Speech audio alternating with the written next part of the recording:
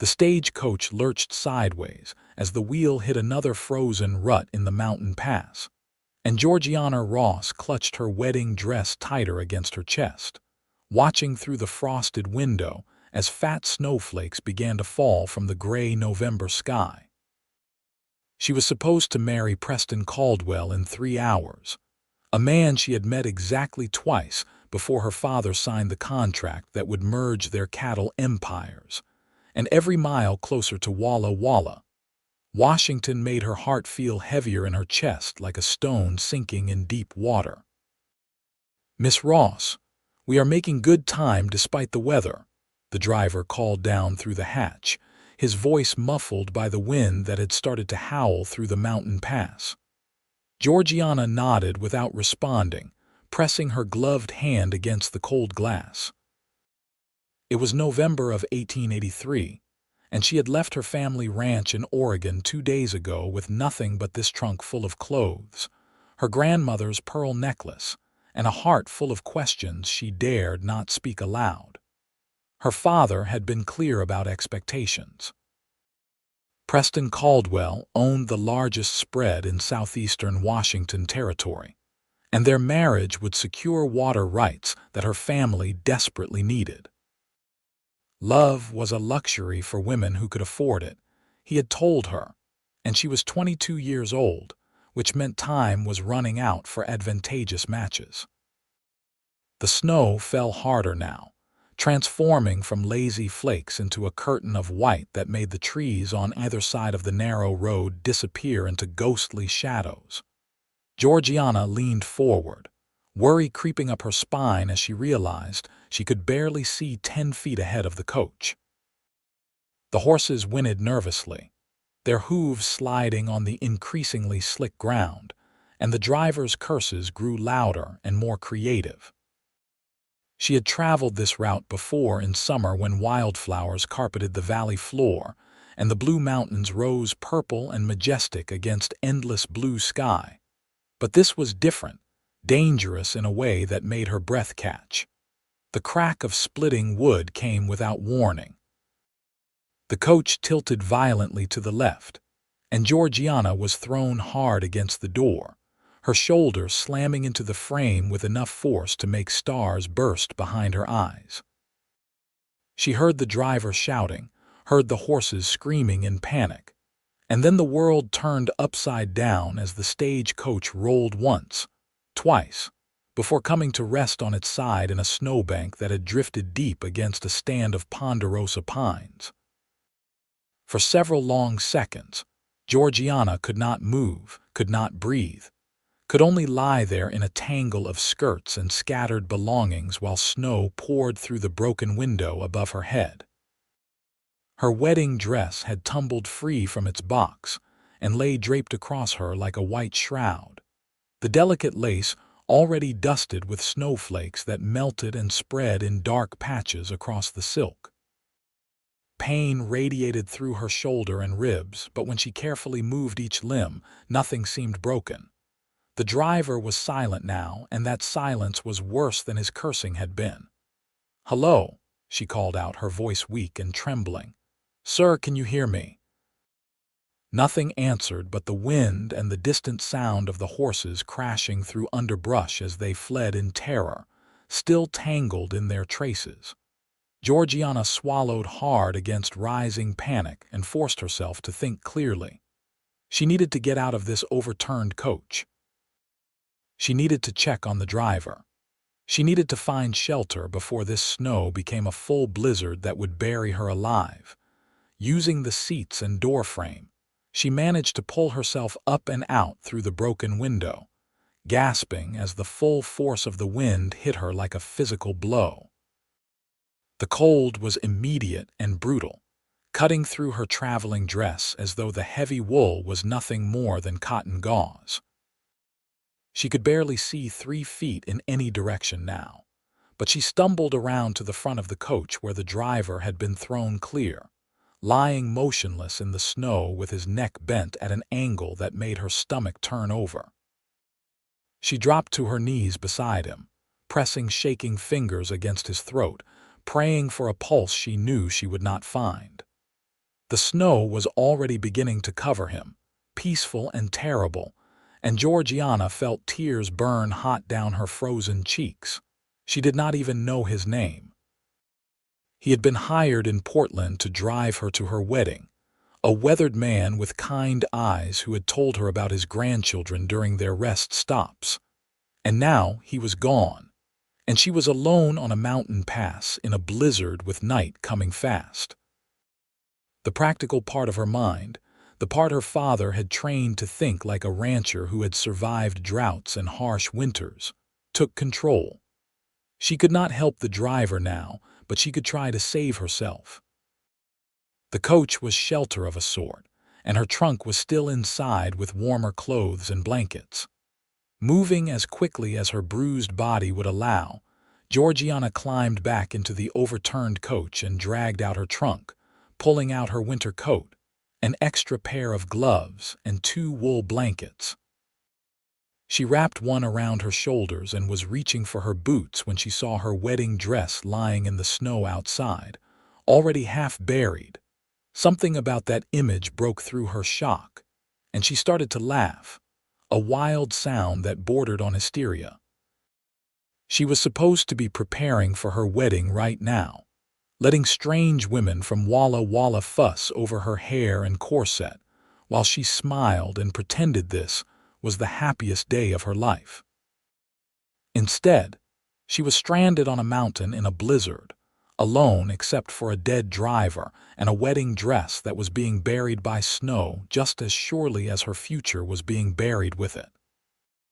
She grabbed the dress anyway, some stubborn part of her refusing to leave it behind, and stuffed it back into the trunk along with everything else she could salvage. The light was fading fast, the gray afternoon turning to darker gray that signaled night was coming, and she knew she could not stay with the overturned coach. The trees would provide some protection from the wind, and if she could find a hollow or cave, she might survive until the storm passed. If it passed, November blizzards in the mountains could last for days, and she had food for maybe 2 meals, no way to make fire with everything soaking wet, and no idea where she was beyond somewhere between Oregon and Washington on a pass that stretched for 50 miles. Georgiana shouldered her trunk, grunting at the weight but refusing to leave behind everything she owned, and started walking into the trees, using the wind direction to keep herself oriented. The snow was already knee-deep in places, and every step was a battle that left her gasping and sweating despite the cold.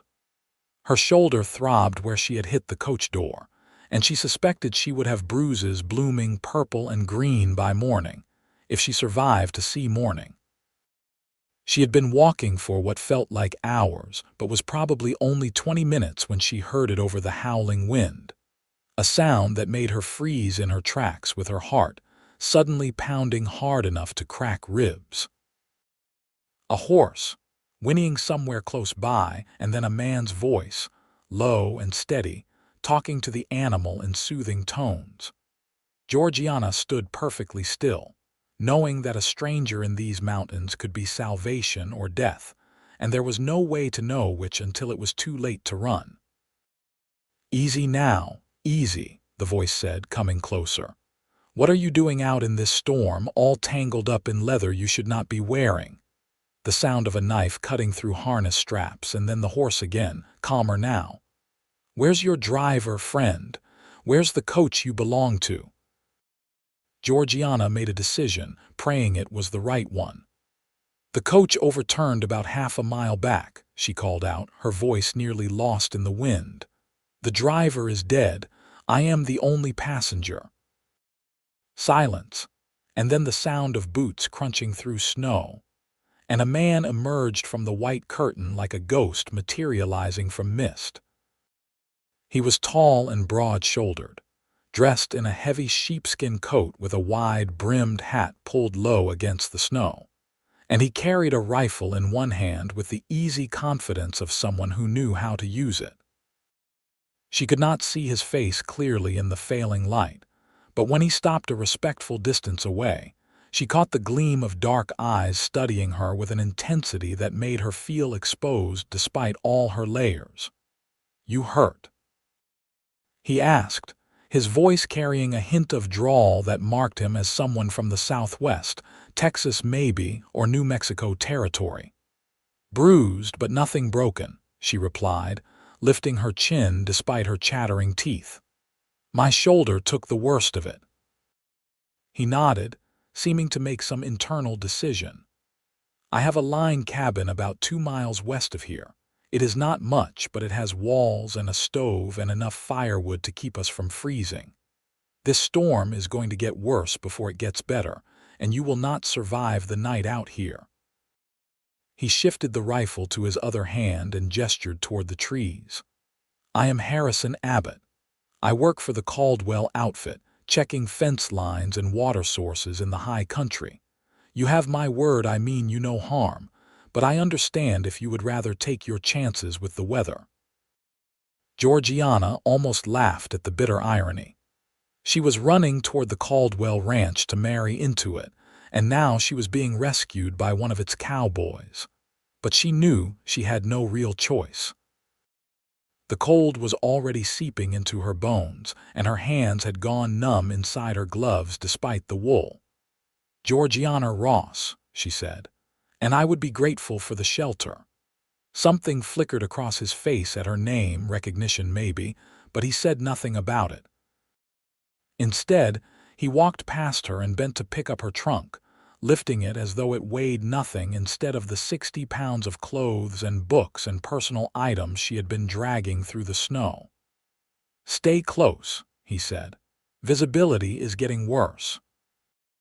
"I have a rope if you need to tie us together." "I can manage," she said, pride making her stubborn even as exhaustion made her legs shake. Harrison Abbott gave her a look she could not quite read, then turned and started walking, his strides long but measured so she could keep pace. The horse followed behind them, one of the stage team if she recognized the marking correctly, and she felt a small relief that at least one of the animals had survived. The 2 miles felt like 20. The snow was coming down so thick now that Georgiana could barely see Harrison's back, even though he was only a few feet ahead of her. The wind had picked up to a roar that sounded like a living thing, angry and hungry, trying to knock her off her feet with every gust. Her face had gone numb, and ice crystals clung to her eyelashes, making it hard to see. She focused on putting one foot in front of the other, focused on the dark shape of the man ahead of her, focused on anything except the cold that was spreading through her body like poison. When Harrison finally stopped and said, "We are here," she could have wept with relief. The line cabin was small and rough, barely more than a single room built from logs chinked with mud and moss. But when Harrison pushed open the door and pulled her inside, it felt like a palace. He set her trunk down and immediately went to the small iron stove in the corner, building a fire with the practiced efficiency of someone who had done this 1,000 times. Within minutes, flames were crackling, and blessed warmth began to spread through the space. Georgiana sank down onto the single cot against the wall, her legs finally giving out, and watched as Harrison moved around the cabin lighting a lantern, checking the supplies stacked on rough shelves, settling the horse in what appeared to be a small attached lean-to she had not noticed in the storm. When he came back inside, he shook the snow from his coat and hat, and finally pushed back his hat enough that she could see his face clearly for the first time. He was younger than she had expected, maybe 26 or 27, with a strong jaw dark with several days of stubble, and eyes the color of coffee that studied her with open concern. There was a scar through his left eyebrow that gave him a dangerous look, but his hands had been gentle with the horse, and his voice had been kind when he spoke to her. He was handsome in the way of men who worked hard and lived rough, all lean muscle and weathered skin, and something in Georgiana's chest tightened in a way that had nothing to do with her bruised ribs. "You need to get out of those wet clothes," he said, turning his back to give her privacy while he rummaged in a wooden chest. "I have some spare shirts and trousers. They will be too big, but they are dry and warm. There is a blanket you can wrap around yourself." Georgiana's fingers were so numb she could barely work the buttons of her coat, but eventually she managed to peel off the wet outer layers and was standing in her chemise and petticoats, shivering so hard her teeth rattled, when Harrison turned back around with his arms full of clothes. He froze for just a second, his eyes widening slightly, and then he very deliberately looked at the ceiling while holding out the bundle. "Thank you," she managed through chattering teeth, taking the clothes and waiting until he turned away again before stripping off everything and pulling on the flannel shirt and wool trousers. They were indeed too big, the shirt hanging to her thighs and the trousers needing to be rolled up several times, but they were dry and warm, and that was all that mattered.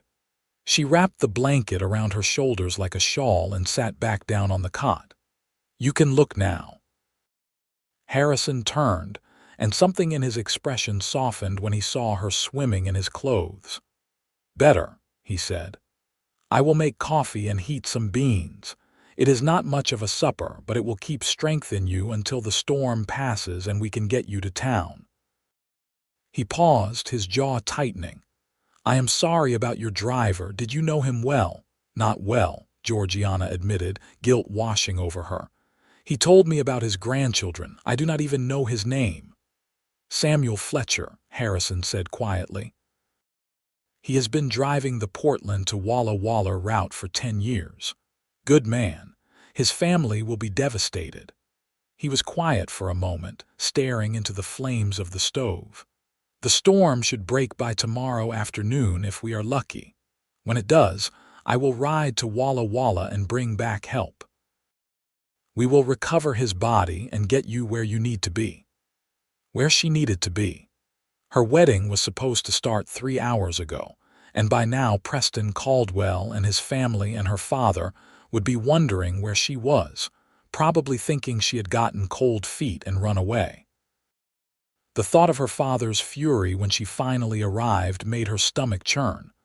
"What day is today?" she asked suddenly. "November 15th, Harrison replied, pouring water from a canteen into a battered coffee pot and setting it on the stove. "Thursday, her wedding day." Georgiana closed her eyes and felt the weight of it settle over her like the snow that was piling up outside. "I was supposed to get married today," she said softly. "In Walla Walla, to Preston Caldwell. You said you work for him." Harrison's hand stilled on the coffee pot, and when he turned to look at her, his face had gone carefully blank. "You are the bride he has been talking about for weeks," he said, and it was not a question. "The Oregon rancher's daughter." The papers were full of it, the big society wedding that would unite two of the biggest cattle operations in the territory. "That is me," Georgiana said with a bitterness she could not quite hide. "Although I suppose by now they think I have either run away or died in the storm. Either way, my father will be furious." "Your father will be relieved you are alive," Harrison said firmly. "Preston, too. Whatever else he is, he would not want his bride dead on the way to the altar." There was something in his tone when he said Preston's name, something Georgiana could not quite identify, but before she could ask about it, he was turning back to the stove and busying himself with the food. They ate in near silence, the beans and coffee warming her from the inside while the fire warmed her from without, and gradually Georgiana stopped shivering.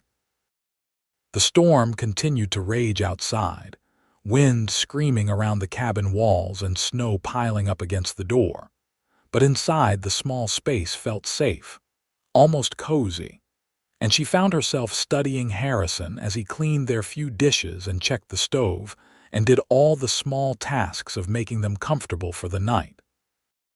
He moved with the easy grace of someone comfortable in his own body, and there was a quietness to him that Georgiana found soothing after the endless chatter and social performance her impending wedding had required.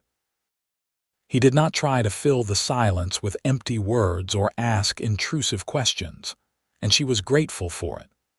But eventually, as the night deepened and the cabin grew warm enough that she could remove the blanket from her shoulders, curiosity got the better of her.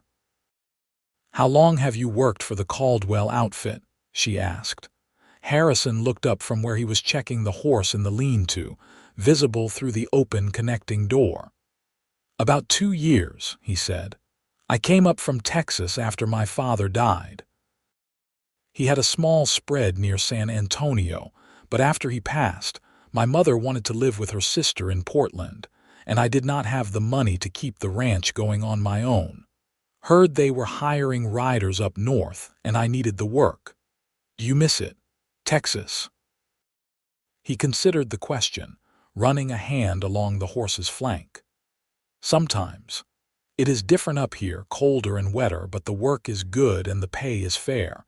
I have been saving money, planning to buy my own land eventually.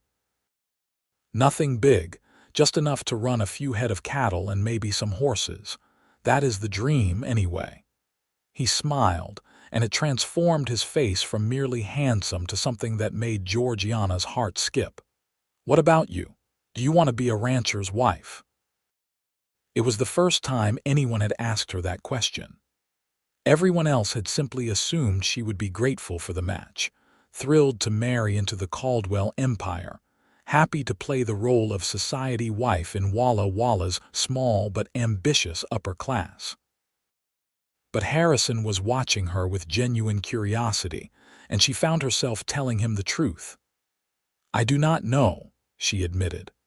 "I grew up on a ranch and I love the work, the land, the animals, but I always thought when I married it would be to someone I chose, someone I loved. My father sees things differently. He needs the water rights Preston's land controls, and I am the bargaining chip that will secure them." She looked down at her hands, at the calluses from years of working alongside the ranch hands, despite her father's complaints that it was unladylike.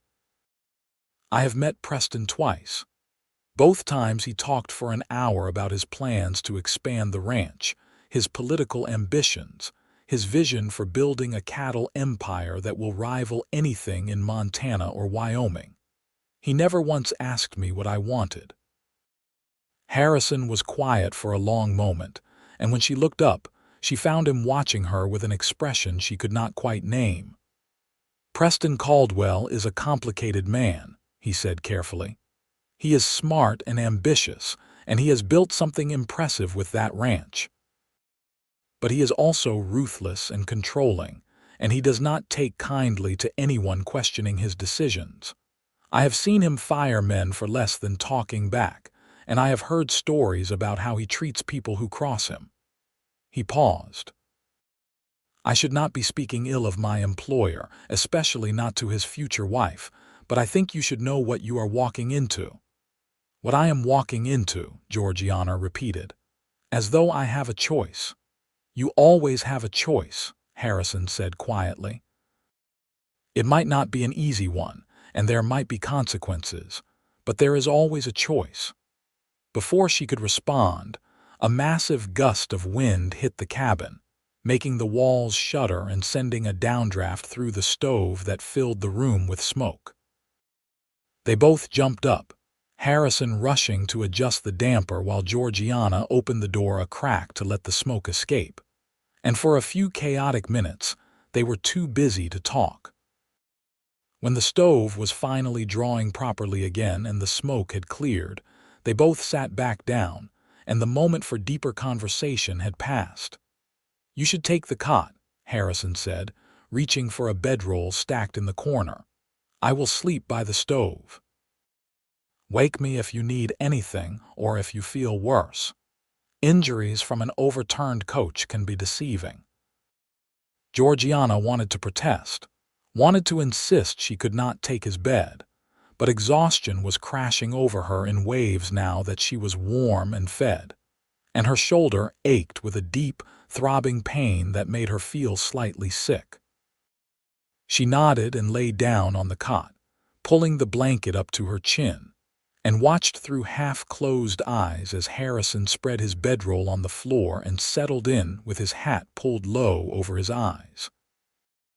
The last thing she saw before sleep claimed her was the firelight dancing across the rough log walls and the steady rise and fall of Harrison's chest as he breathed. And she felt safer than she had in months, maybe years, despite being stranded in a blizzard on a mountain with a man she had just met. It made no sense, but very little about this day had made sense, and she was too tired to puzzle it out. She dreamed of snow covering her wedding dress, and her father's angry face and Preston Caldwell looking at her with cold, calculating eyes that saw only property and advantage, never a person. She dreamed of running through the storm with no destination in mind, just running, and behind her Harrison Abbott was calling her name, telling her to come back, telling her she was safe. She woke once in the deep hours of the night to find Harrison adding wood to the stove, moving quietly so as not to disturb her, and when he saw she was awake, he gave her a small smile that made warmth spread through her chest. "Storm is still bad," he murmured. "Go back to sleep. You are safe here." She believed him and let sleep pull her back under. When Georgiana woke again, gray morning light was filtering through the single small window, and the howl of the wind had diminished to a low moan. Harrison was already up, dressed and moving around the cabin with quiet efficiency, and the smell of coffee and frying bacon made her stomach growl audibly. He glanced over and his face split into a grin that made him look younger, less burdened. "Good morning," he said. "Storm is letting up, but the snow is deep. We probably have another day before it is safe to travel, especially with you recovering from yesterday. How do you feel?" Georgiana sat up carefully, testing her shoulder and ribs. Everything hurt, a deep ache that radiated through her whole upper body, but nothing felt seriously damaged. "Sore," she admitted, "but alive thanks to you." "Thank the horse," Harrison said, flipping the bacon. "If he had not gotten tangled up near my usual patrol route, I never would have found you in time. Pure luck." Except it had not felt like luck. It had felt like fate, which was a foolish, romantic notion that Georgiana had thought she had outgrown. But there it was anyway, stubborn and persistent as the snow outside. She watched Harrison cook breakfast and found herself noticing details she had been too exhausted to process last night. The way his hair curled slightly at the nape of his neck, the easy confidence in his movements, the kindness in his eyes when he handed her a tin plate loaded with bacon and beans, and a thick slice of bread he had fried in the bacon grease.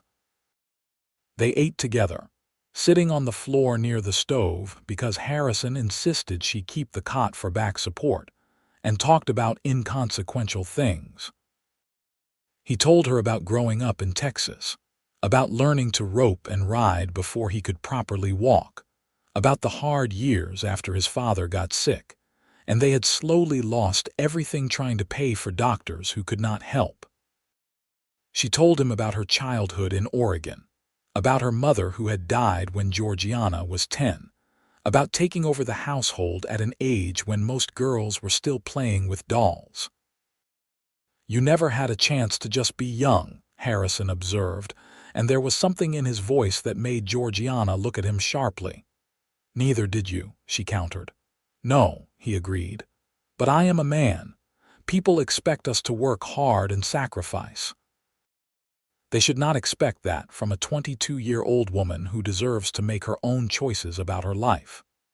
"I wish my father shared your opinion," Georgiana said wryly. "He thinks a woman's job is to marry well and produce heirs and not ask too many questions about the business. When I tried to talk to him about the ranch accounts, he told me I should focus on my needlework instead." Harrison made a disgusted sound. "What a waste. I have known plenty of women who could ride and rope and manage a spread better than most men. My mother ran our ranch for 5 years while my father was too sick to work, and she did it better than he ever had. Smarter about the finances, better with the animals, and tough enough to stand up to the cattle buyers who tried to cheat us because they thought a woman would not know any better. I would have liked to meet your mother, Georgiana said, and meant it. She would have liked you, Harrison replied. She always said the measure of a person was what they did when everything went wrong, and you kept your head yesterday when most people would have panicked and died. That takes strength. Georgiana felt heat rise in her cheeks that had nothing to do with the stove, and she looked down at her plate to hide her confusion. She should not care what this cowboy thought of her. She was engaged to his employer, set to marry into wealth and influence, and everything her father wanted for her. Harrison Abbott was a man who worked for wages and slept in line cabins, and had nothing to offer her except kindness and understanding, and a smile that made her feel more alive than she had in years. It was dangerous and foolish, and she should stop it right now. Instead, she looked up and met his eyes and felt something click into place in her chest, like a key turning in a lock.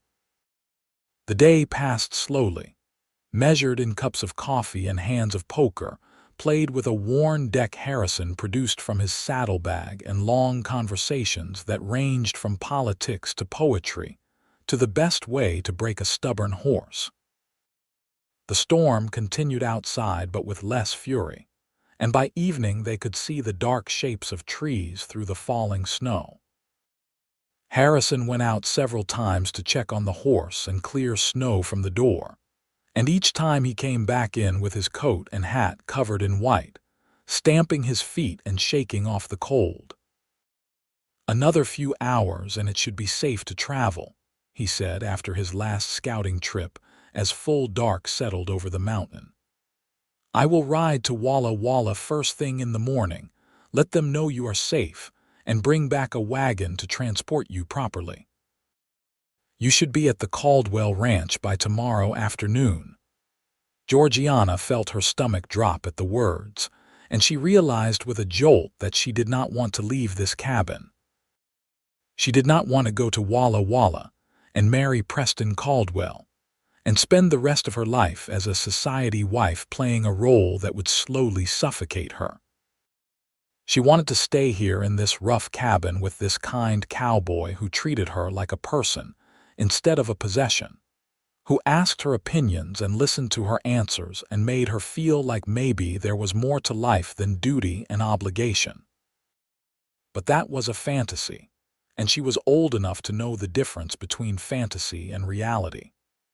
Harrison Abbott was being kind because that was the sort of man he was, not because he had any particular interest in his employer's runaway bride.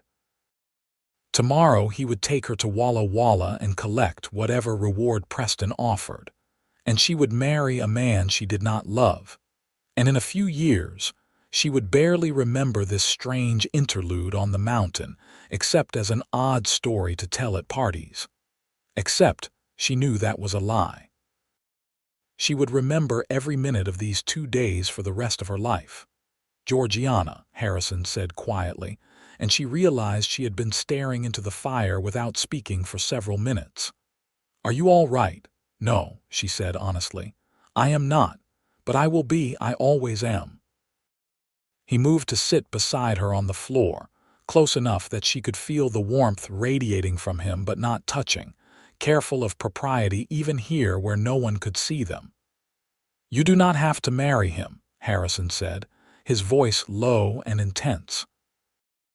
"I know it is complicated, and I know there are family obligations and business concerns, but you do not have to do this if you do not want to. You could go to Portland, stay with family or friends until you figure out what you want. You could start over somewhere else, make your own life on your own terms." "With what money?" Georgiana asked bitterly. "I have no fortune of my own, Everything is tied up in my father's ranch, and he would cut me off without a penny if I refused this marriage. I have no skills except ranching, and no one will hire a woman to manage cattle no matter how capable she is. Preston is not a good choice, but he is the only choice I have."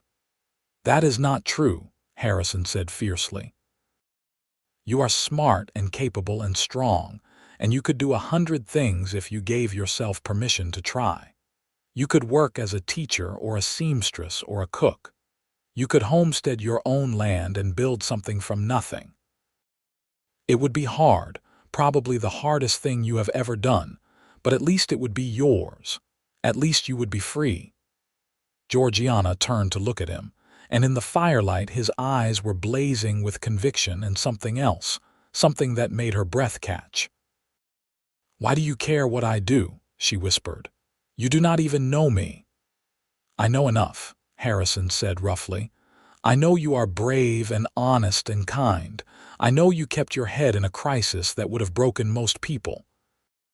I know that marrying Preston Caldwell will slowly kill everything bright and beautiful about you, until you are just another society wife playing games and putting on airs and dying inside a little more each day. I have seen it happen to other women. I will not watch it happen to you." "You barely know me," she repeated, but her voice was shaking now. "We have spent less than 24 hours together." "Sometimes that is enough," Harrison said, and then he did touch her, his hand covering hers where it rested on the floor between them. His palm was warm and calloused, and his fingers tightened around hers with a gentleness that made tears burn behind her eyes. "Sometimes you meet someone and you just know. You know they are good and true and worth fighting for. You know that if you let them walk away, you will regret it for the rest of your life." "Harrison," Georgiana breathed, and then she could not help herself. She leaned forward and kissed him, a brief press of lips that sent electricity racing through her whole body. For a second he froze, and then he was kissing her back, his free hand coming up to cup her face with a tenderness that made her want to cry and laugh at the same time. It was nothing like the chaste peck Preston had given her at the end of their second meeting, nothing like the fumbling attempts boys had made during barn dances when she was younger. This was heat and need and connection. This was feeling truly alive for the first time in years. When they finally broke apart, both breathing hard, Harrison rested his forehead against hers and closed his eyes. "I should not have done that," he said raggedly. "You are engaged to another man. You are my employer's bride. I had no right." "I kissed you first," Georgiana pointed out and felt him smile against her skin. "Yes, you did." He pulled back enough to look at her, his thumb stroking along her cheekbone. "What do you want, Georgiana? Not what your father wants, not what Preston wants, not what society expects. What do you want?"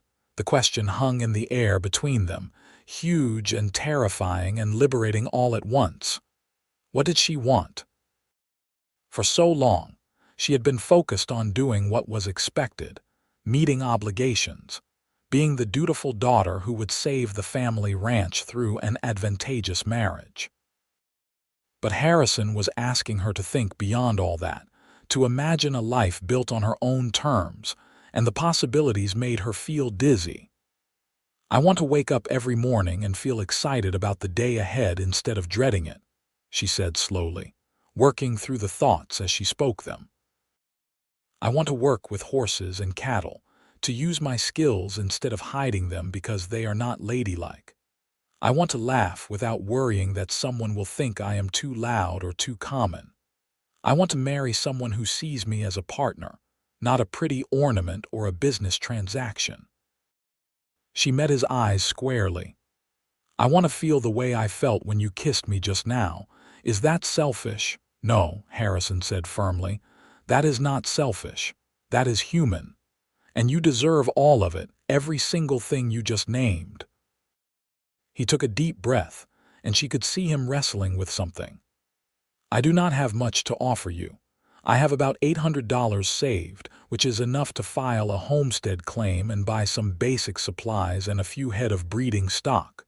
It would be a hard life, at least at first. We would be building everything from scratch, living in a soddy or dugout until we could afford better, working dawn to dusk every day just to survive. But it would be ours, and we would be building it together. You would be my partner in every sense of the word, equal say in every decision we make.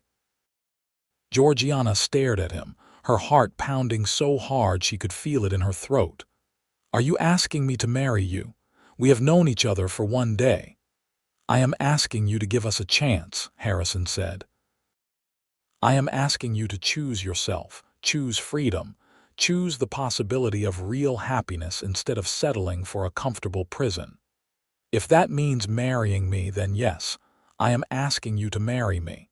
If it means something else, we can figure that out together. All I know is that I cannot put you on a wagon tomorrow and send you off to marry Preston Caldwell without at least trying to offer you another option. The smart thing, the sensible thing, would be to refuse. She barely knew this man. His offer meant throwing away security and social standing, meant breaking her word to Preston and her father, meant facing anger and scorn and possibly being cut off from her family entirely. It meant gambling everything on feelings that were so new and untested they might disappear like snow in summer sun. But when Georgiana looked at Harrison, she saw her future reflected in his eyes, and it was bright and full of possibilities she had never dared to imagine. She saw herself working alongside him to build a homestead, saw herself breaking horses and managing cattle and making a life that belonged to her. She saw laughter and partnership and love that grew deeper with every shared challenge overcome. She saw freedom. Yes, she heard herself say and watched his eyes widen. Yes, I will marry you. I will choose this, choose us, choose a chance at real happiness instead of a guaranteed life of quiet misery. It is probably the most foolish thing I have ever done, but it feels right in a way nothing else ever has. Harrison let out a breath that was half laugh, half sob, and pulled her into his arms, holding her so tight she could barely breathe. You will not regret this, he said against her hair. I swear to you, Georgiana, I will spend every day of my life making sure you never regret choosing me. She wrapped her arms around him and held on just as tight, feeling the steady beat of his heart against her chest.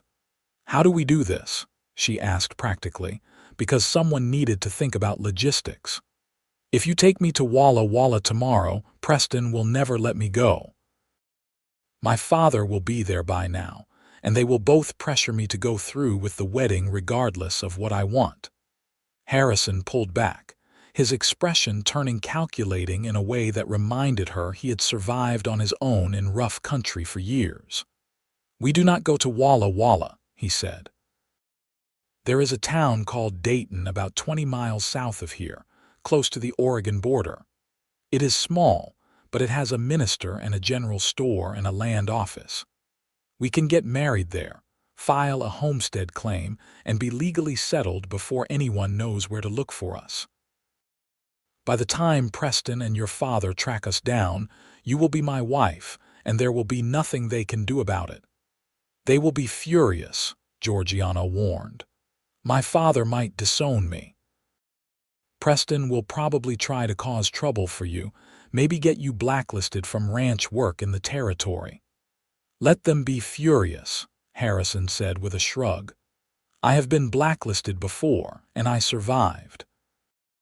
As for your father, if he is the sort of man who would disown his daughter for choosing her own happiness, then you are better off without him in your life.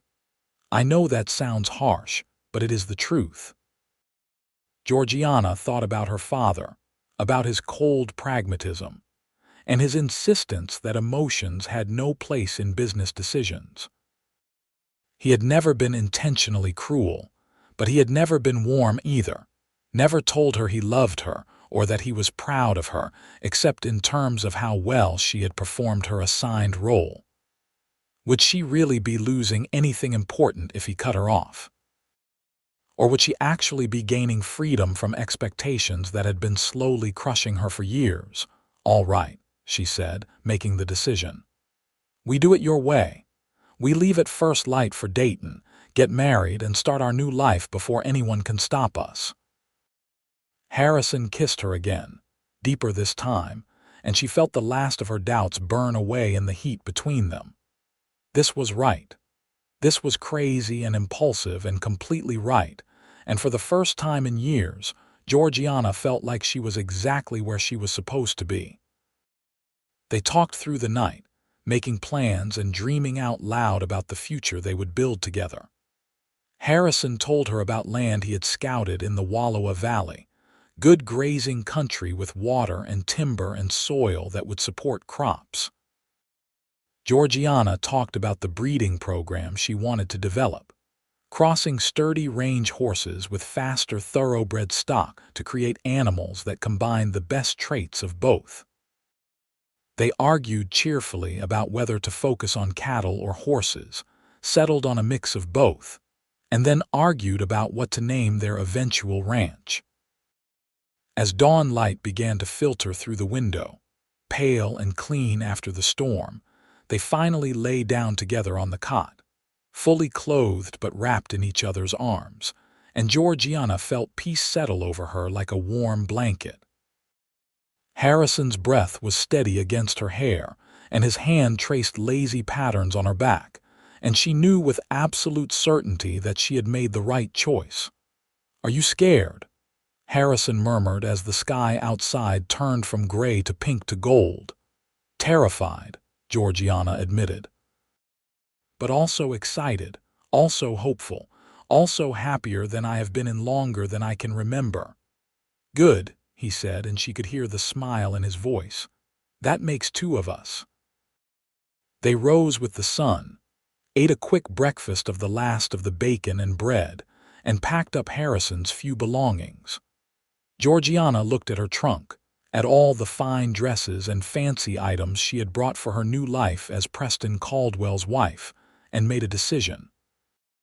She opened it and pulled out her warmest traveling dress, sturdy boots, her winter coat and gloves, and the pearl necklace her grandmother had given her. Everything else, including the wedding dress that was still damp and stained with snow and mud, she left behind. "I do not need any of that for the life we are building," she told Harrison, who was watching her with an expression that was equal parts admiration and concern. "If I take it all, it will just slow us down and remind me of what I am leaving behind. Better to start fresh with only what I actually need." "You are sure?" he asked. "Some of those things look valuable." "I am sure," Georgiana said firmly. She carefully pulled out her wedding dress and looked at it for a long moment, remembering the excitement she had tried to feel when the seamstress in Portland had shown her the design, the disappointment when all she had felt was dread. Then she carried it outside and spread it across the snow that was piled deep and glittering in the morning sun. The dress looked beautiful there, the white silk and lace blending with the snow until it was hard to tell where one ended and the other began. It looked like something from a fairy tale, romantic and ethereal and completely impractical. Georgiana stood looking at it, feeling the weight of expectations and obligations sliding off her shoulders like that heavy coat she had shed. Harrison came to stand beside her, and when he spoke, his voice was soft with wonder. "Snow covered your wedding dress," he said, "but you are still the most beautiful bride I have ever seen." Georgiana turned to look at him, this man who had appeared out of a blizzard to save her life and offer her freedom, and she felt tears prick her eyes. "I am not wearing the dress," she pointed out. "I know," Harrison said, reaching out to tuck a strand of hair behind her ear. "But you are still a bride, just not the one you thought you would be. And you are beautiful, Georgiana Ross, inside and out. The dress does not matter. You matter." She kissed him there in the snow with the morning sun turning everything gold and the mountains rising majesty all around them, and she felt like she was standing on the edge of her real life, ready to jump. The ride to Dayton took most of the day. The snow was deep but manageable on the horse Harrison had rescued from the stage team, and they took turns riding while the other walked to spare the animal. The sky stayed clear and blue, and the temperature was cold but not bitter, and by late afternoon they were riding into a small town that consisted of a main street lined with wooden buildings and maybe 300 residents total. Harrison took her straight to the minister's house, a tidy cabin on the edge of town with smoke curling from the chimney. Reverend Thomas was a kind-faced man in his 50s who listened to their story without judgment and agreed to marry them immediately, despite the unusual circumstances. His wife served as witness, a plump woman with merry eyes who kept smiling at them like she knew a secret. The ceremony was simple and brief, conducted in the minister's front room with afternoon light slanting through the windows. Georgiana wore her traveling dress, wrinkled from being stuffed in her coat pocket and still slightly damp at the hem, and Harrison wore his work clothes with his hat in his hands. They had no rings, no flowers, no guests except the minister and his wife. It was nothing like the elaborate wedding that had been planned in Walla Walla with 200 guests and a reception that would have lasted until dawn. It was perfect. When Reverend Thomas pronounced them man and wife and told Harrison he could kiss his bride, Georgiana felt her heart swell so large she thought it might burst. Harrison cupped her face in both hands and kissed her with a tenderness that made her knees weak, and somewhere in the background Mrs. Thomas was sniffling happily. "You are mine now," Harrison murmured against her lips, "and I am yours. Whatever comes, we face it together." "Together," Georgiana agreed and meant it with every fiber of her being. They filed the homestead claim that afternoon, 160 acres in the Wallowa Valley that Harrison had scouted months ago and had been saving to claim when he had enough money. The land agent, a bored-looking clerk, barely glanced at them as he processed the paperwork and took their filing fee. By sunset, they were legally married and legal landowners, and the future stretched ahead of them full of possibility. Harrison used some of their precious savings to rent a room at the town's single boarding house, and that night they lay together as husband and wife, learning the shape of each other's bodies and the rhythm of each other's breathing. Georgiana had been terrified of her wedding night with Preston, had dreaded the obligation that would have bound her to a man she did not love. But with Harrison, everything felt natural and right, a physical expression of the emotional connection they had forged in that line cabin during the storm. "I love you," she whispered as they lay tangled together afterward, her head on his chest and his arms wrapped around her. "I know it is too soon to say that, and I know it probably sounds crazy, but I do. I love you, Harrison Abbott." "It does not sound crazy," he said, his hand stroking through her hair. "And it is not too soon. I fell in love with you the moment you came walking out of that blizzard looking like some sort of warrior queen, all fierce determination and stubbornness. You took my breath away, and you have not given it back since. I love you too, Georgiana, my wife, my partner, my future." They stayed in Dayton for 3 days, outfitting themselves for the work ahead. Harrison bought tools and supplies while Georgiana purchased sturdy work clothes and boots and practical items for setting up a household. They bought 2 more horses, a sturdy gelding for Harrison and a pretty mare for Georgiana, and loaded everything onto a small wagon. Harrison traded his saved cash for along with a promise to pay the rest when they sold their first cattle. On the 4th day, they set out for their homestead, and Georgiana felt her excitement build with every mile. She was riding toward her future, toward a life she had chosen, toward freedom and love and the possibility of building something entirely her own. The mountains rose around them, the sky stretched endless and blue overhead, and Harrison rode beside her with a smile that made her heart sing. The land, when they reached it, was everything Harrison had promised, and more. A broad valley hemmed by mountains, a creek running clear and cold through the center, meadows that would be lush with grass come spring, and a stand of timber perfect for building. It was raw and unspoiled and absolutely beautiful, and when Harrison lifted her down from her horse and they stood together looking at their new home, Georgiana felt tears slide down her cheeks. "It is perfect," she said. "Harrison, it is absolutely perfect." "It will be a lot of work," he warned, but he was grinning. "Years of hard work before it is even close to comfortable." "I am not afraid of hard work," Georgiana said. "Let's get started." They built a dugout that first winter, a temporary home carved into the side of a hill with a roof of sod and a single room that was barely big enough for the two of them and their supplies. It was dark and cramped and cold despite the small stove they installed, but it was theirs, and that made all the difference.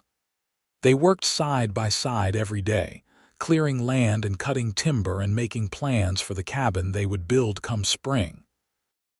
It was back-breaking work that left them exhausted every night, but Georgiana had never been happier. She woke each morning to Harrison's arms around her, spent her days doing meaningful work that would secure their future, and fell asleep each night feeling accomplished and satisfied in a way she never had, playing the role of dutiful daughter. When spring finally came and they broke ground for their cabin, she felt like they were building a cathedral instead of a simple log structure. The inevitable confrontation came in early June. Georgiana was working in the garden she had planted, coaxing vegetables from the reluctant soil, when she heard horses approaching. She straightened, shading her eyes against the sun, and felt her stomach drop when she recognized her father's big bay gelding. He had brought Preston Caldwell with him, and the two men looked furious as they rode into the yard. Harrison came out of the half-built cabin, his expression carefully neutral but his hand resting on the rifle he had learned to carry after a run-in with a mountain lion 2 weeks earlier. "Georgiana," her father said, his voice tight with barely controlled rage. "What in God's name do you think you are doing?" "Building a life," she replied, lifting her chin and refusing to be cowed. "This is my husband, Harrison Abbott. We were married in Dayton last November. I am sorry I could not tell you sooner, but I knew you would try to stop me." "Of course I would have stopped you," her father exploded, swinging down from his horse. "You were engaged to Preston. You had a duty to your family, to the business arrangements we had made. Instead, you ran off with some cowboy and humiliated us all." "I did not run off," Georgiana said coldly. "The stagecoach overturned in a blizzard and Harrison saved my life. While we were waiting for the storm to pass, I realized I could not marry Preston, so I chose differently. I chose happiness over duty, and I do not regret it." Preston Caldwell had dismounted as well, and now he stepped forward, his eyes raking over Georgiana in a way that made her skin crawl. "You look like a common rancher's wife," he said with disgust. "Look at you, dressed in trousers and covered in dirt, living in a hole in the ground. This is what you chose over being my wife, over living in luxury and having everything you could ever want." "Yes," Georgiana said simply, "because this is real and your luxury would have been a prison. I would rather live in this dugout with a man who loves and respects me than in a mansion with a man who sees me as a business acquisition." Preston's face turned an ugly shade of red. "You little fool. You have thrown away everything for a nobody with nothing to his name. You will regret this, I promise you that." "The only thing I regret," Georgiana said, and her voice rang clear and strong across the valley, is that I almost let you make me into someone I was not. I almost let fear and obligation convince me to give up my dreams. But I did not, and I never will again. Her father looked between her and Harrison, and something in his expression shifted from rage to something that might have been grief. "You are truly happy here?" he asked quietly. "Living like this, working yourself to exhaustion every day with nothing but hard labor and uncertainty ahead of you?" "Happier than I have ever been," Georgiana said honestly. "Harrison treats me as an equal partner. We make decisions together. We work together. We are building something that belongs to both of us, and it is more meaningful than anything I could have had as Preston's wife. I understand you wanted more for me, Father, but this is what I want for myself. Can you not see that?" Her father was quiet for a long moment, his eyes searching her face. Then he sighed deeply, and his shoulders slumped as the fight went out of him. "You look like your mother," he said softly. "She had that same stubborn set to her jaw when she had made up her mind about something. I could never change it, and I suppose I cannot change yours either." He turned to Harrison, who had remained silent throughout the exchange. "You treating my daughter right, or am I going to have to come back here and horsewhip you?" "I love her, sir," Harrison said steadily. "And I will spend every day of my life making sure she never regrets choosing me. You have my word on that."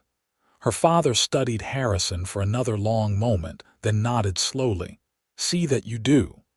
He looked back at Georgiana. "I am not ready to forgive you for breaking your word to Preston and leaving us to deal with the consequences. But you are still my daughter, and if you ever need help, you know where to find me." It was not quite acceptance, but it was not total rejection either, and Georgiana felt tears burn behind her eyes. "Thank you," she said quietly. "That means more than you know." Preston had been watching this exchange with growing fury, and now he stepped forward aggressively. "This is not over," he said, pointing at Harrison. "You stole my bride and you will pay for it. I will make sure you never sell a head of cattle in this territory. I will make sure no bank will lend you money. I will make sure you fail, and when you do, I will be there to watch." "You can try," Harrison said calmly, though Georgiana could see the tension in his shoulders. "But we do not need much to survive, and we do not need your approval to succeed. This land is ours legally, and we will make it work through our own effort and determination. You have no power over us, Mr. Caldwell, no matter how much you want to pretend you do." For a second, Georgiana thought Preston might actually attack Harrison, but her father put a hand on the other man's arm. "Let it go," he said tiredly. "She made her choice. We need to accept it and move on." Preston shook off his hand, glared at them both, and stalked back to his horse. He mounted roughly and rode off without another word, leaving her father standing awkwardly in the yard. He looked at Georgiana one more time, and something that might have been pride flickered across his face. "You always were stronger than I gave you credit for," he said. "I hope you prove me wrong about this. I hope you build something good here." "We will," Georgiana said. "I promise we will." Her father nodded, mounted his horse, and rode away. Georgiana stood watching until he disappeared into the trees, feeling Harrison's presence solid and warm beside her. "Are you all right?" he asked quietly, sliding an arm around her waist. "Yes," she said, leaning into him. "I am. He may not understand, but he did not completely disown me either." "That is better than I hoped for." "And Preston," Georgiana shrugged. "He can try to cause trouble, but we will deal with it. We have faced worse than an angry, rejected suitor. We will face this too." Harrison kissed the top of her head. "Together," he said. "Always together," she agreed. Preston did try to cause trouble over the following months. He spread rumors about Harrison being a thief and a scoundrel, tried to pressure merchants in nearby towns not to do business with them, and even attempted to file a claim that their homestead paperwork was fraudulent. But Harrison and Georgiana worked harder than anyone else in the valley, built relationships with their neighbors through honesty and fair dealing, and proved through their actions that Preston's words were empty spite. By the end of their first year, they had finished the cabin and moved out of the dugout. It was a simple structure, just 2 rooms with a loft, but it had real windows and a sturdy roof and a porch where they could sit in the evenings and watch the sun set over the mountains. They had acquired a small herd of cattle through careful trading, and one miraculous purchase from a neighbor who was moving east and needed to sell quickly. Georgiana's garden had produced enough vegetables to can for the winter, and she had started working with the horses, breaking and training them to sell. On their first anniversary, Harrison woke her before dawn and led her outside to where a package wrapped in brown paper sat on the porch. "Open it," he said, grinning. Georgiana unwrapped the package carefully and gasped when she saw what was inside. A new dress, beautiful and impractical, made of blue silk that matched her eyes. It was finer than anything she had worn since leaving for her wedding to Preston, and she looked at Harrison with confusion. "Why?" she asked. "This is too fancy for ranch work." "I know," he said. "But I wanted you to have something beautiful, something that reminds you that you can have both lives. You can be the woman who works cattle and breaks horses, and you can also be the woman who wears silk and feels beautiful. You do not have to choose between them. You can be both, all of it, everything you want to be." Georgiana felt tears slide down her cheeks as she clutched the dress to her chest. "I love you so much," she whispered. "How did I get so lucky?" "I am the lucky one," Harrison said, pulling her close. "You took a chance on a cowboy with nothing but dreams and determination. You built this life with me through hard work and faith and stubbornness. Every day I wake up grateful that you chose me, chose us, chose this life over the easy path." She kissed him there on the porch as the sun came up, painting the sky in shades of pink and gold, and felt complete in a way she had never imagined possible. This life was hard, harder than anything she had known before, but it was also joyful and meaningful and utterly hers. The years passed in a blur of hard work and small triumphs. Their herd grew. Their reputation as honest dealers spread. Georgiana's horses became known throughout the territory for their quality, and buyers came from as far as Spokane and Portland to purchase her stock. Harrison proved to be a brilliant cattleman, and together they turned their homestead into a thriving ranch that supported them comfortably if not lavishly. They faced challenges, of course. A harsh winter in their 3rd year killed a third of their herd. A barn fire in their 5th year destroyed a season's worth of hay and nearly took the horses. There were injuries and illnesses, crop failures and market downturns, the constant grinding worry about money and weather, and all the 1,000 things that could go wrong on a working ranch. But they faced everything together, just as they had promised that night in the line cabin. When Harrison broke his leg falling from a spooked horse, Georgiana ran the ranch alone for 3 months and never once complained about the extra work. When Georgiana caught pneumonia one brutal February, Harrison nursed her through the fever and the delirium and the terrifying nights when he thought he might lose her. In their 7th year, Georgiana discovered she was pregnant. She was 30 years old, and they had mostly given up hope of having children after years of trying. So the news filled them both with joy and terror in equal measure. The pregnancy was hard, and Georgiana was sick for months. But in March of 1891, she gave birth to a healthy baby boy they named Jacob. Harrison cried when he held his son for the first time, this tough cowboy who had survived so much. And Georgiana fell even more in love with him watching his face transform with wonder and joy. They were a family now, not just two people building a life but three, and the ranch that had been their dream became their legacy to pass on. 2 years later, a daughter arrived, whom they named Grace after Georgiana's grandmother. She was tiny and fierce from the moment she was born, and Harrison joked that she had inherited her mother's stubbornness. Jacob adored his baby sister and appointed himself her protector, following her around as soon as she could crawl and getting into all sorts of trouble together. Georgiana's father visited occasionally, always gruff, but clearly proud of what they had built. He never quite apologized for trying to force her into marriage with Preston, but he showed his regret through actions instead of words, bringing gifts for the children and helping with ranch work when he visited. Preston Caldwell they heard about only through gossip and occasional newspaper articles. He had married a socialite from Seattle and was pursuing political office, and according to reports, his wife was miserable in the role Georgiana had narrowly escaped. The ranch continued to grow. By 1895, they employed 3 full-time ranch hands and seasonal workers during branding and roundup. Their cattle grazed across 2,000 acres, a mix of their original homestead and adjoining land they had purchased as they prospered.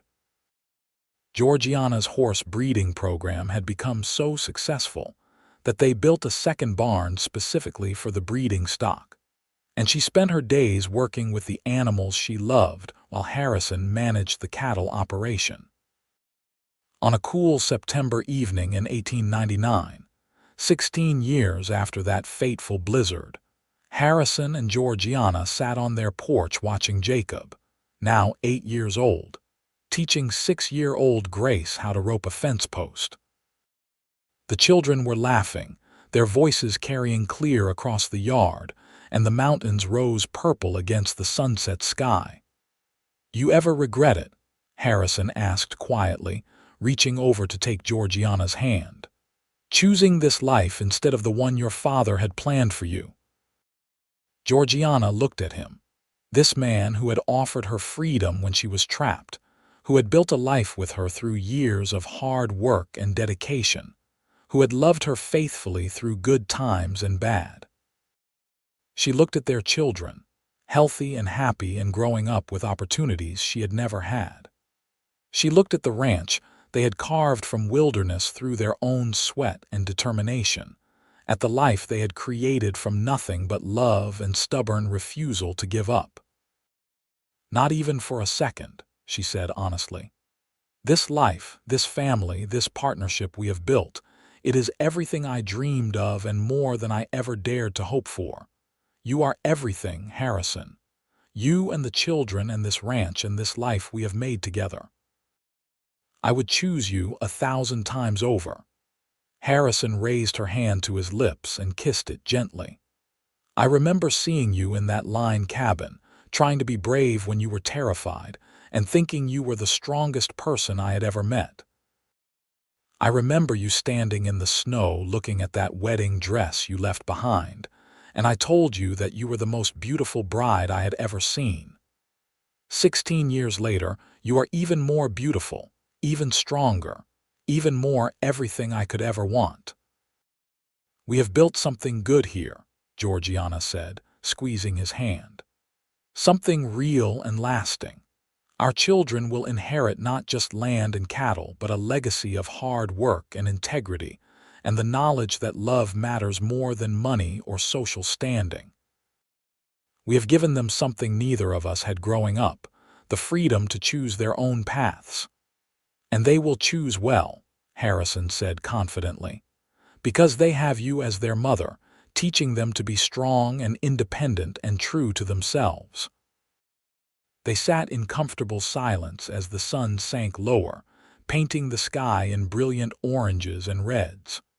Grace successfully roped the fence post and let out a whoop of triumph while Jacob applauded. Somewhere in the barn, one of the horses nickered softly. The creek bubbled over its rocks with the eternal music of running water. Everything was exactly as it should be. In 1905, Jacob left for college in Portland, planning to study veterinary medicine so he could return and improve their breeding programs with modern scientific knowledge. Grace, now 14 and already an accomplished rider, had announced her intention to expand the ranch's horse operations into racing stock. The future stretched ahead, bright with possibility, built on the foundation Harrison and Georgiana had laid with their own hands. On their 25th anniversary, Harrison once again led Georgiana outside at dawn, and this time she found a beautiful chestnut mare standing in the yard, her coat gleaming in the early light. "She is yours," Harrison said. "I have been planning this for a year, working with a breeder in California to find the perfect bloodlines. She is going to transform our program, make us known across the whole country."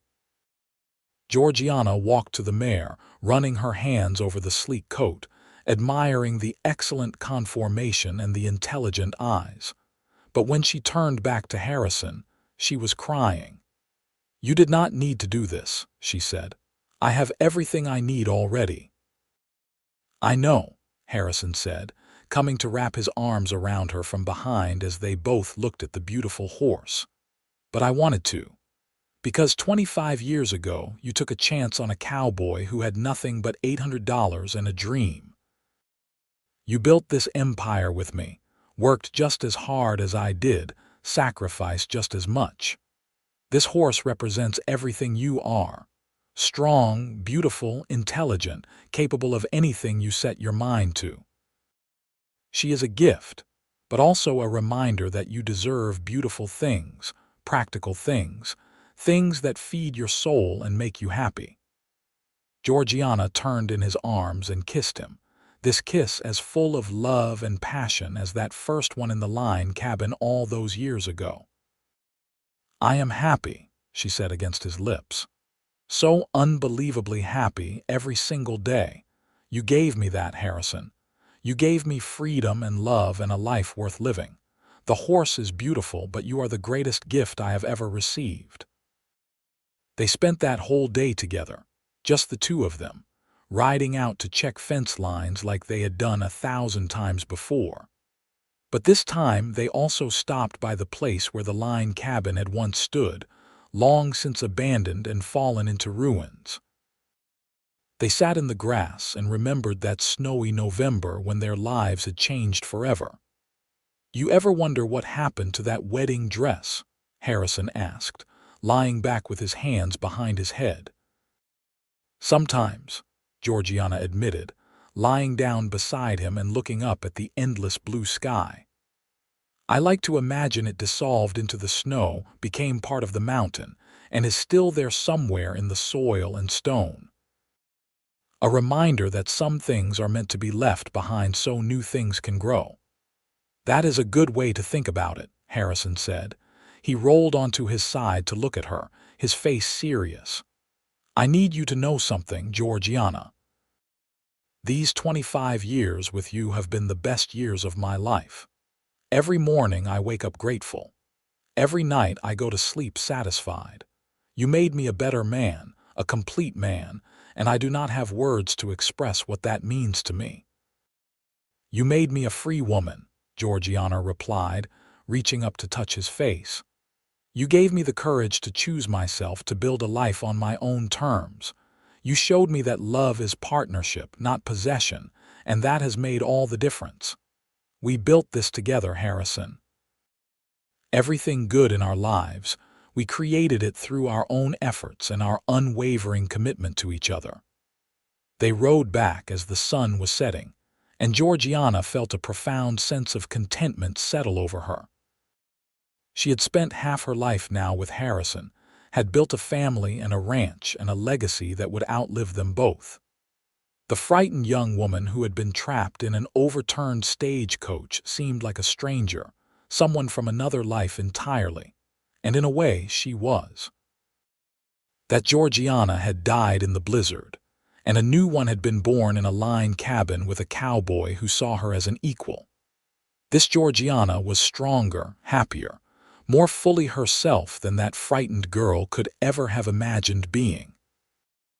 This Georgiana had fought for her happiness and won, had built something lasting through her own hands and heart and will. As they rode into the yard, Grace came running out of the house waving a telegram. "It is from Jacob," she called excitedly. "He is coming home for the anniversary celebration, and he is bringing someone he wants us to meet." Harrison and Georgiana exchanged amused glances. Their son was 22 now, and it seemed he might have found someone special during his time in Portland.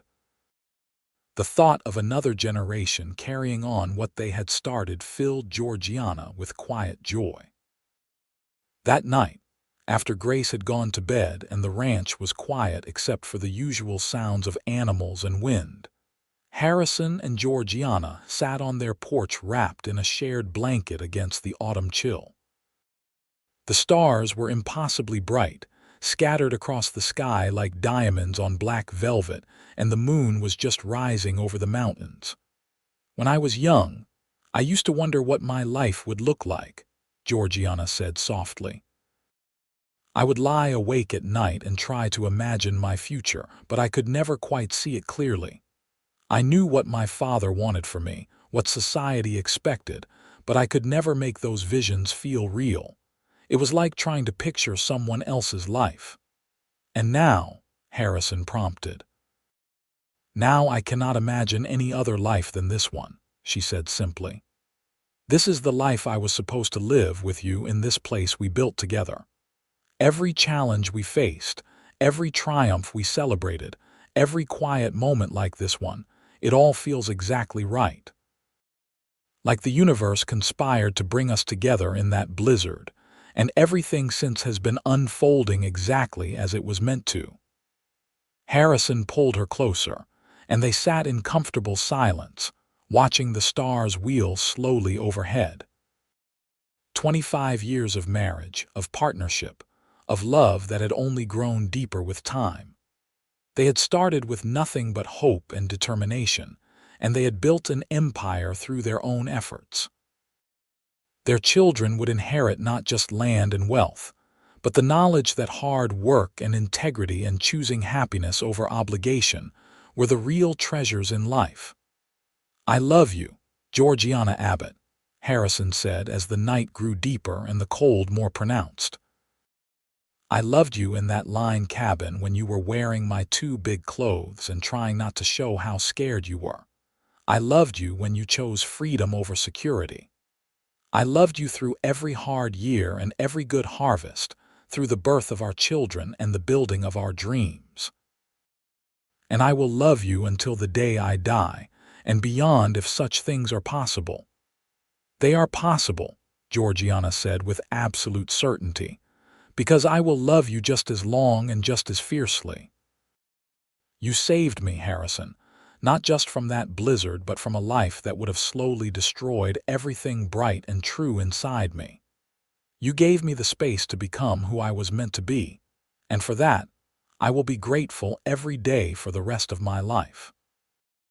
They went inside eventually, banking the fire and checking the locks and doing all the small rituals of closing down a house for the night. In their bedroom, decorated now with years of accumulated memories and photographs of their growing family, they held each other close and talked about the future. Jacob was coming home with someone special. Grace was already making plans to expand the horse operation. The ranch was thriving, producing some of the finest cattle and horses in the Pacific Northwest. Their reputation for honest dealing and quality stock had spread far beyond the Wallowa Valley, and buyers came from across the country to purchase their animals. But more than the material success, more than the land and cattle and money in the bank, they had built something intangible and infinitely more valuable. They had created a relationship based on mutual respect and true partnership, where both of them had equal say and equal responsibility.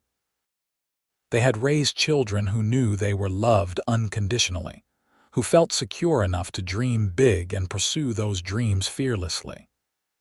They had proven that choosing love over obligation, freedom over security, happiness over social approval was not just possible but profoundly worth it. As Georgiana drifted off to sleep in Harrison's arms, she remembered that moment in the snow when she had looked at her wedding dress being slowly buried by white flakes. When Harrison had told her she was beautiful not because of what she wore, but because of who she was. That moment had been the turning point, the instant when she had truly understood that she had the power to choose her own path, and she had chosen well. Better than she could possibly have imagined standing there in the snow all those years ago, uncertain and frightened, but determined to take a chance on something real. She had chosen Harrison, chosen freedom, chosen a life built on love and hard work, and the absolute certainty that they were stronger together than they could ever be apart. In the morning, the sun would rise over the mountains they had made their home. The cattle would need tending and the horses would need exercise, and there would be 1,000 small tasks that made up the rhythm of ranch life. But for now, she was content to sleep, knowing she would wake up to another day in the life she had chosen, with the man she loved more than anything. The snow had covered her wedding dress that long-ago November day, burying the life she was supposed to have lived beneath cold white silence. But in doing so, it had revealed the life she was meant to live, the one she had fought for and built with her own hands alongside a cowboy who had seen her true worth when she was still learning to see it herself. And standing there in that moment, bruised and frightened and poised on the edge of everything, Harrison had looked at her and said she was beautiful. Not the dress, not the society wedding, not the gilded cage of security and wealth and social approval. Her. Just her, exactly as she was, and that had made all the difference. She was still beautiful now, 25 years later, but in a different way. Beautiful with the strength of a woman who had lived fully and worked hard and loved deeply. Beautiful with the confidence of someone who had faced challenges and overcome them. Beautiful with the peace of knowing she had chosen correctly, that every hard day and every triumph had been worth it because they had all led her here, to this moment, to this life, to this man who had given her freedom and then spent decades proving every single day that she had been right to choose him. In the end, that was what mattered. Not the money or the land or the success, though all of those were gratifying. What mattered was that she had been brave enough to choose happiness when fear would have been easier. She had been strong enough to walk away from security when love called her in a different direction. She had been wise enough to recognize a true partner when he appeared in her life like a miracle emerging from a blizzard. And she had built a life that was entirely, completely, joyfully her own. A life worth living, worth fighting for, worth every sacrifice and every struggle. A life filled with love and purpose, and the deep satisfaction of knowing she had stayed true to herself, even when the whole world was pushing her to conform. That was the real victory. Not escaping an unwanted marriage, though that was significant. Not building a successful ranch, though that was important. The real victory was in staying true to who she was, in refusing to let fear or obligation or other people's expectations determine the shape of her life. The real victory was in choosing, again and again, to be authentic rather than acceptable. And Harrison had made that possible. He had shown her that authentic love existed, that real partnership was possible, that she did not have to choose between being respected and being loved. He had given her the courage to believe she deserved both, and then he had spent a quarter-century proving it to her every single day in ways both large and small. As she slept, Georgiana smiled, and beside her Harrison smiled too, and outside the stars continued their ancient dance across the sky. The ranch they had built slept around them, peaceful and secure, a testament to what two people could accomplish when they worked together toward a shared dream. And somewhere in the mountains, perhaps a few threads of silk still lingered in the soil, all that remained of a wedding dress that had been buried by snow and time, and the relentless forward march of a life well lived. But Georgiana did not need that dress anymore. She had never needed it, really. All she had ever needed was the courage to choose her own path, and a partner brave enough to walk it with her. Everything else, all the success and happiness and deep satisfaction of their life together, had grown from that single choice made on a snowy mountain in the winter of 1883. She was the most beautiful bride Harrison had ever seen, not in spite of the snow covering her wedding dress, but because of what that moment represented: the death of one life and the birth of another, the end of obligation and the beginning of freedom. The first step on a journey that had carried them both far beyond anything they could have imagined, and it had all been worth it. Every moment, every struggle, every triumph and every challenge. It had all been worth it, because they had faced it together. And in facing it together, they had built something that would last long after they were gone. A legacy of love and courage, and the absolute certainty that choosing happiness over obligation was not selfishness, but the highest form of wisdom. That was the story of Georgiana and Harrison Abbott, two people who had found each other in a blizzard and decided to build a life together based on love and mutual respect, and the unwavering belief that they deserved happiness. It was a story that started with snow covering a wedding dress, and a cowboy speaking truth to a frightened woman on the edge of making the biggest decision of her life. And it was a story that ended, decades later, with those same two people still together, still in love, still partners in every sense of the word, having built something beautiful and lasting from the ruins of what might have been. They had chosen each other, chosen freedom, chosen love, and that choice had made all the difference in the world.